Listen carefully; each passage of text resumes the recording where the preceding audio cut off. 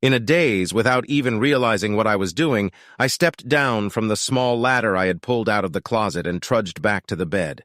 When I realized this, I sat heavily, staring at what I could see through the open, dangling smoke detector cover.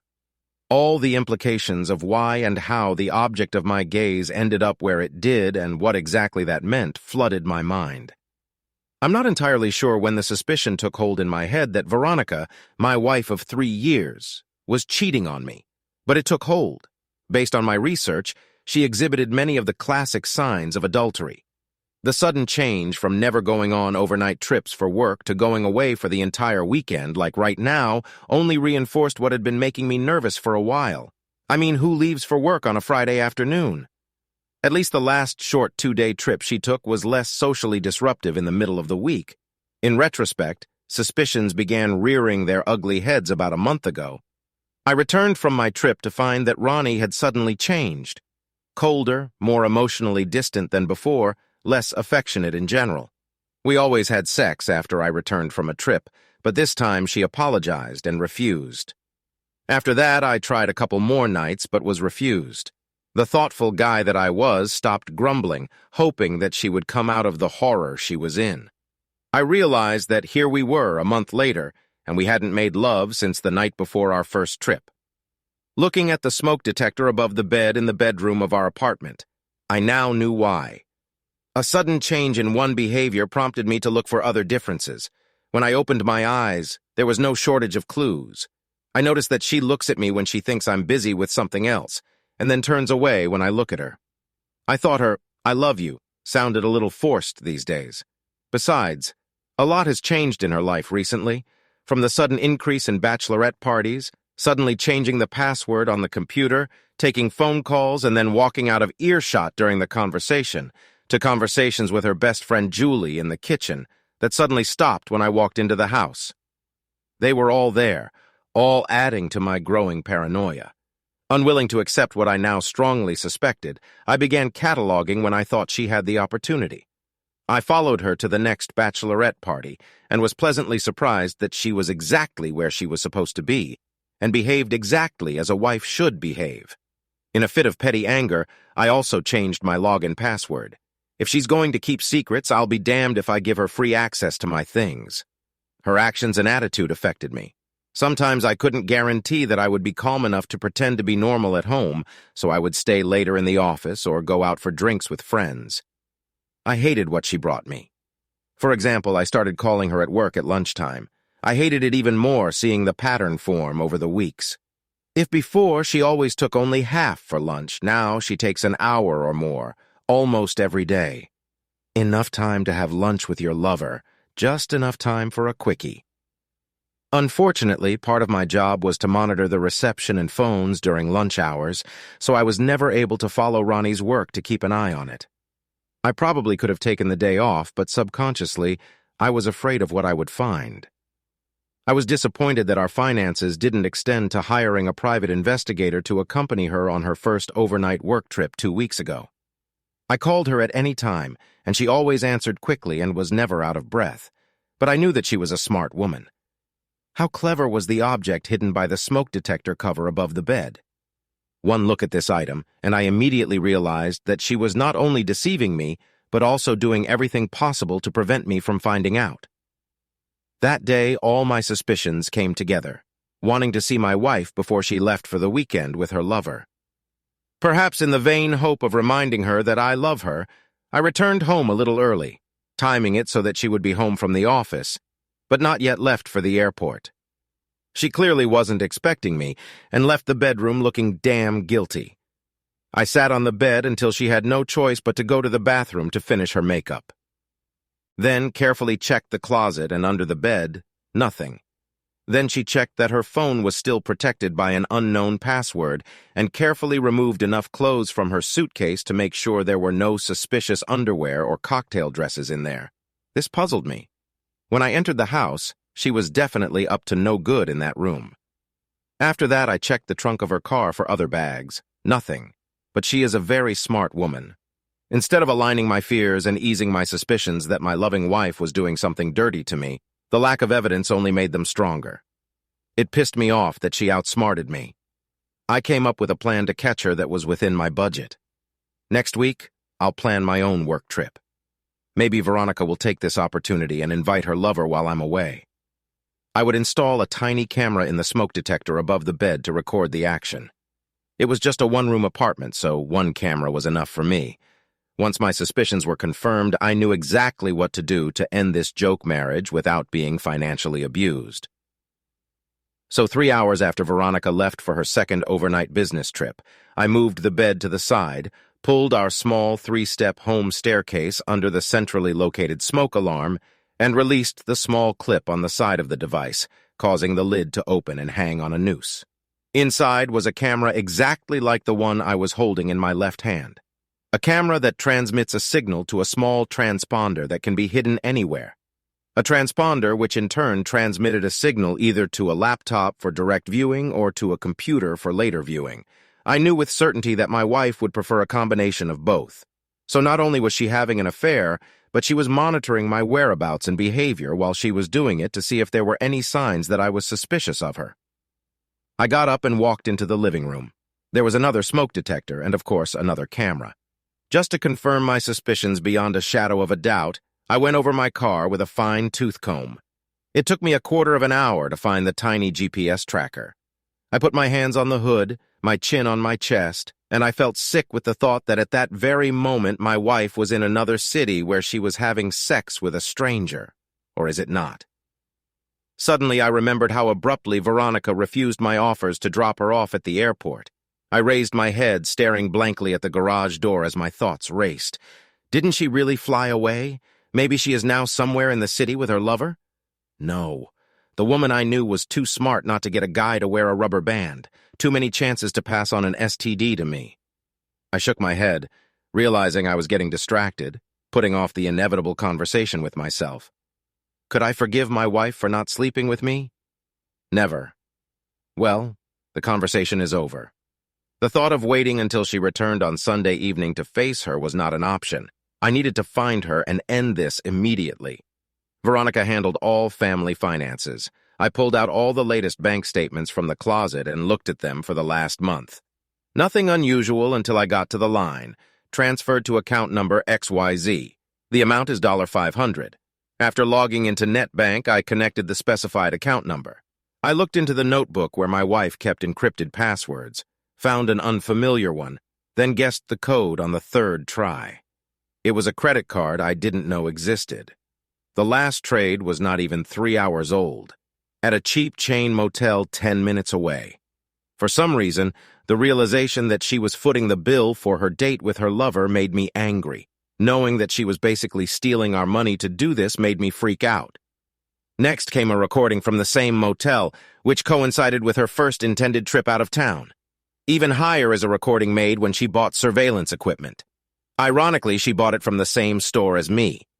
A quick glance at the statement showed that she made the purchase 3 days after I returned from my last trip, so she most likely met this asshole while I was away. It made sense. I knew that if I went there in my current mood, I might kill someone, so I sat down and took a few deep breaths. Time to think. Did Veronica know that I found her cameras? Did she have a laptop that was constantly receiving footage of her lying on her back being plowed by whoever that was? Hardly.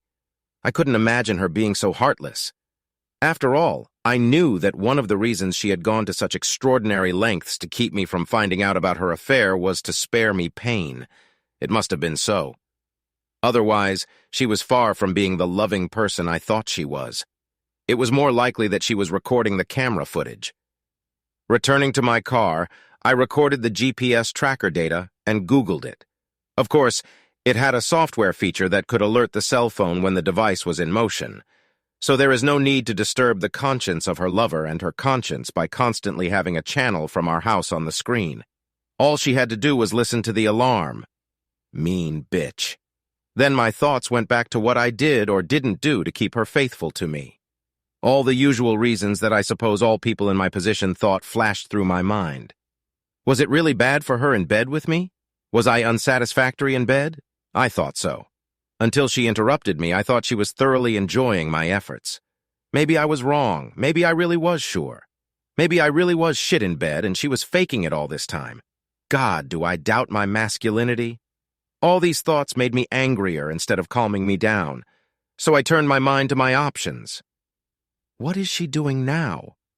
What if I'm wrong? What would she have done if she had already seen me find her camera, kick her boyfriend out of their love nest, accelerate their plans to dump me, fleece me, and force her to ride off into the sunset with him? Or was she just sitting there with or without him, thinking of a compelling reason why she should keep me under surveillance? Assuming she's watching the cameras, does she have any reason to suspect that I know where she is? Looking around, I appreciated the interior camera.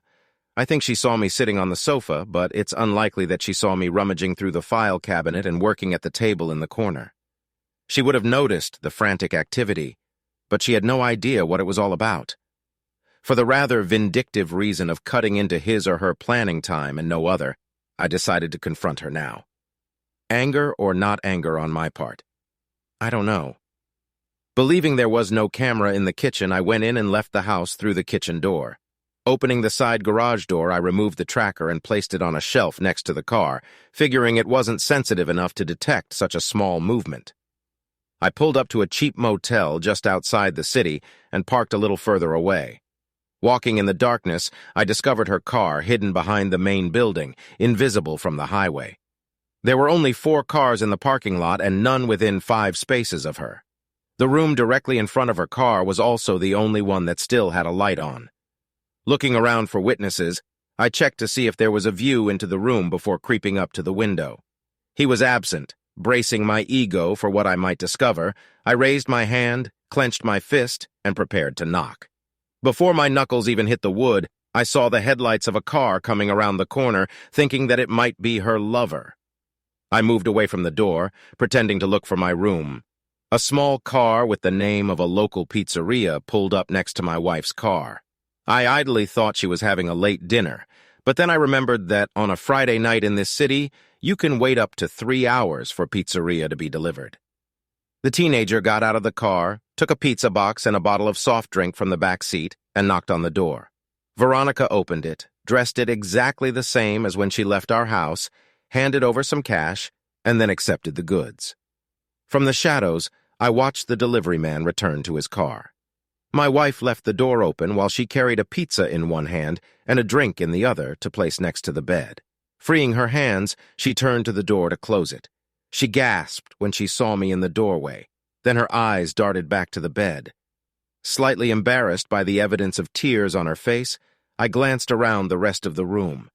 The bed was rumpled, but only as if a person was lying on top of the blanket. Her laptop was open on the bedside table. The screen split, one side showing our living room, the other our bedroom, without saying a word. I walked into the room. Entering the bathroom, I checked that it was empty. Only her toiletries lay on the sink. Returning to the main room, I looked in the closet, empty, then knelt down to look under the bed. Nothing. This exhausted all the hiding places in the tiny motel room. I plopped down on a hard office chair under a tiny desk. So I was right. She saw me opening her cameras, told her lover to leave, and cried when she realized her date was ruined. That was good news, wasn't it? Of course, this meant that she repented of what she had done to me, to us. I sat and watched as tears streamed down her face again. Does she regret that the revelation about her date hurt me? With a hardened heart, I realized that the reason for the tears did not matter. We were broken beyond repair. Staring at her, I simply asked, "Where is he?" In my opinion, at that time there was only one motivation for this question. I wanted to know why she thought it was acceptable to lie to me and arrange a meeting with another guy behind my back. That's why her answer confused me. Eventually I realized that she was answering another question that I didn't ask. Why was she spying on me?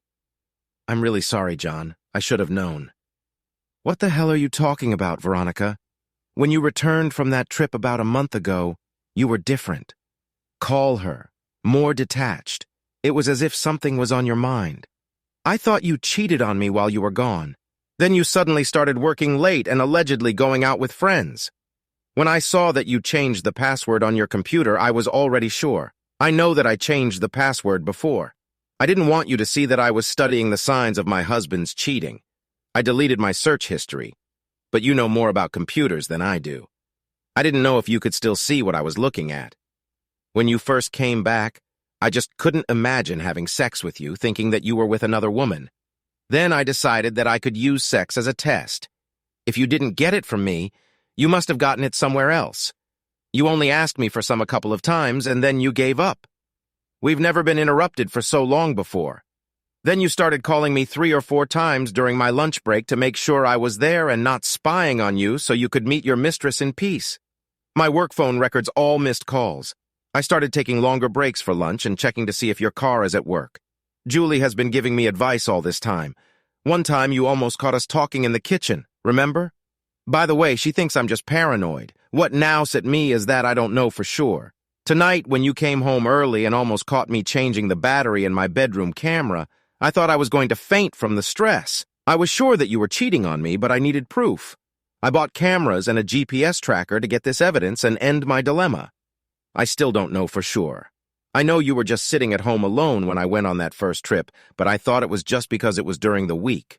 I was planning to go away for the weekend so you would have more time. Please, whether you're having an affair or not, can you just tell me uncertainty is killing me? I looked at her pain-tortured face, my mind in absolute turmoil as I watched her agony. My idea of myself as an honest person completely misled me into thinking there was only one solution to the clues I was given. The idea that these same clues were due to the fact that my wife believed that I was cheating on her could not even penetrate the edge of my mind. The pain on her face convinced me more than her words that she was telling the truth. I was so devastated thinking she was cheating on me that I missed all the signs that she thought I was doing dirty to her. My mind suddenly filled with sympathy for her. I remembered the horror and self-doubt I felt imagining her in the arms of another man. She experienced exactly the same torture, enough to lie and create a situation in which I could meet my lover. I realized that the looks I interpreted as guilt were actually silent assessments of my trustworthiness, her detachment, pain from what she perceived as my betrayal. It is not surprising that over the past month there has not been a single sincere verbal confirmation of her love. How could she speak words of love to a man whom she suspected of stabbing her in the back? It was clear to me that I had only glimpsed the pain she had been experiencing for a month. Suddenly a terrible thought came into my head. Do you think Dave and Allison felt the same way? What? What do Dave and Allison have to do with this? Do you think your ex-husband and my ex-wife felt pain, fear, and doubt like we did when she caught us in bed and told him? No wonder neither of them ever thought about forgiving us. They were too devastated. I could tell by the renewed expression of horror on Veronica's face that the full impact of how we had hurt. Our ex-spouses, the people we supposedly loved, had fallen upon her. Her knees buckled and she fell back onto the bed. 2 weeks later, we began negotiations on how to separate with the minimum of fuss. It was clear from the ease with which she believed that I was capable of betraying her and vice versa that we both had serious trust issues. She was a liar like me in a relationship born of deceit. No amount of powdered sugar could hide the fact that our relationship was doomed from the start. Most people judge others by their own standards, so each of us suspected worse, knew that the other was capable of deception. We parted as friends and even indulged each other's sexual desires from time to time. With her biological window all but closed, Veronica actually approached me a couple of years later, asking that since she had been unable to find a new life partner, would I agree to father her child without any legal strings attached? I thought it was too weird and decided against it. From then on, I didn't trust her enough to have sex with her without a condom. A couple of years later, we separated. The last time I heard from her, she was still single, just like me. I'm glad we enjoyed sex when we were together while still married to other people because now we're definitely paying for it. This concludes the lesson. Subscribe to our channel so that your second chaff doesn't cheat on you, and go ahead and listen to the next story because this story is nothing compared to the next one. If you're under 18, don't even think about listening to the next one. Listening to the next one. Listening to the next one.